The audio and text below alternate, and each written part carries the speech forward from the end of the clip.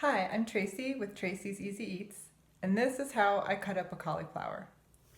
This is the least messy method I know of to cut up a cauliflower. And all the pieces, including all the little stuff, is going to fall right in here.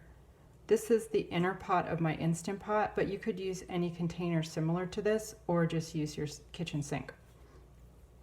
The method I'm going to use is I'm going to poke this sharp knife in here, cut around to separate the leaves and the florets from the core.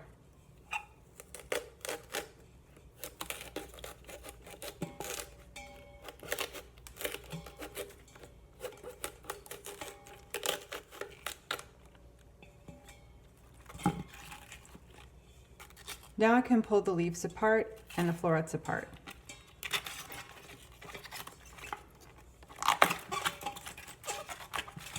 I can use the knife too to make it easier. If there are any bad spots on the cauliflower, little brown or black spots, you can take those spots off right now and let them fall into whatever basin you're using.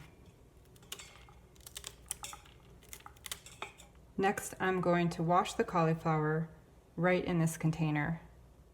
I've put the inner pot of the Instant Pot into the sink and filled it with water, using it as a wash basin. All the little parts of the cauliflower are rising to the surface, so if there's anything that I cut off that was bad, it'll go down the drain.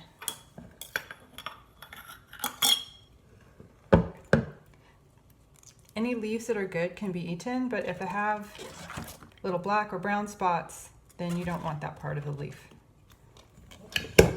Now I'm going to cover this with my hand and pour out the water with any little bits of cauliflower.